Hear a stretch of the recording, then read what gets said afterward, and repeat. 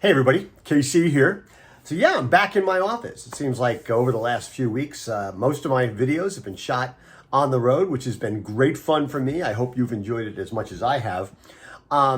Today I'd like to talk about epistemic closure, which is something we talk a lot about here on Morning Newsbeat, right? The whole notion that one has to be aware of the fact that the way one views the world is not necessarily the way everybody views the world, and in fact may not exactly be the way the world is. There's a lot of people out there, both in business and politics and government and culture, who suffer from epistemic closure. And I think it's an important thing to be aware of.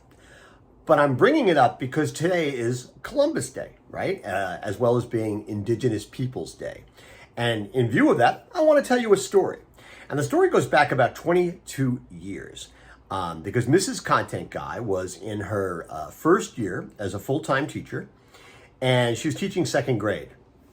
And it was this time of year, and she wanted to teach the kids about Christopher Columbus. Now, one of the things is that, first of all, there were a lot of books about Christopher Columbus, right? And many of them were of the celebratory kind. But over time, I think we've become aware of the fact that Christopher Columbus was not necessarily the most reputable of personalities. You know, you research him and you see words like enslavement and genocide, and the fact that talk about him discovering America. He didn't really discover America. It was here. Other people were here.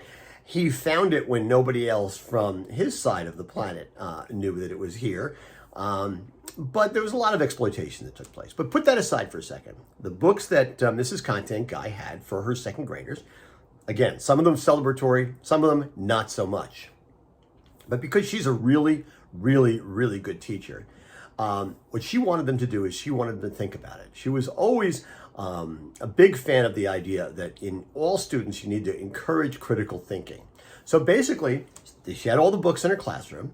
She look at a couple of books, whatever you want to do, and then you need to write an essay. Now listen, second grade version of an essay, but you have to write me an essay. And the topic was this: Christopher Columbus, good guy or not such a good guy, right?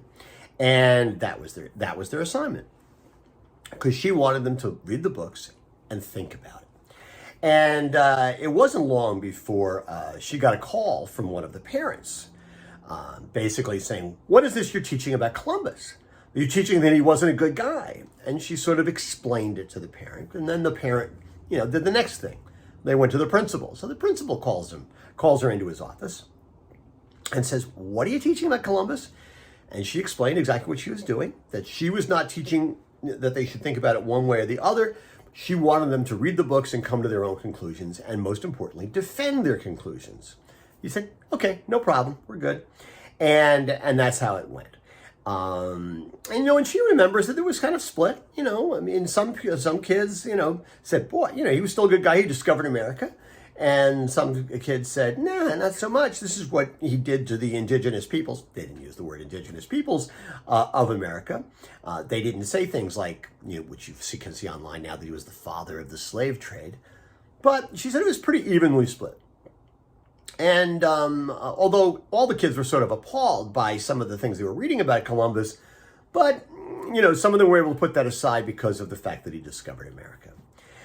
But what this always taught me, and I was always so immensely proud of her and the approach that she took to the subject, because I thought, how great is that? When I've taught college, she's teaching elementary school, the idea of getting kids, regardless of their age, to think critically about things and not assume that what they know is exactly the way things are. That's such an important thing in education. It's also an important thing in business. Sometimes you have to get outside your own point of view. Now listen, that's not necessarily a popular approach in terms of education these days, which is why you have school districts and banning books. It is why you have parents who don't want certain things taught, because it challenges their view of things. But my idea is, I think she had it absolutely right with her second graders all those years ago, which is, if you can encourage critical thinking, again, in education as well as in business, in the end of the day, you're absolutely better for it. Anyway, that is what's on my mind this morning. And as always, I want to hear what's on your mind.